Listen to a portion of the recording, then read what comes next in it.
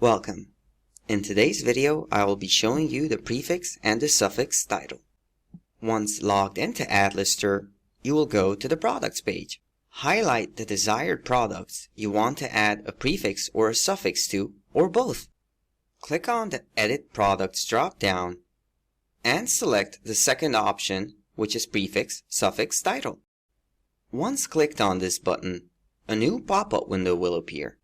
Let's say you selected two products, and they will all be for a phone. For example, iPhone. You can add the prefix iPhone on both of these products in bulk, so you know that these products are for the phone iPhone. For the suffix, you can add something like Pro Max.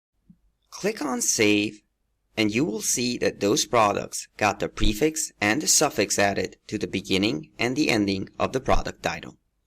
You can post these products normally to eBay, and the prefix and suffix will appear normally. I hope this video was informative for you, and thank you for watching. If you're interested in AdLister and all its features, feel free to go over our library of videos.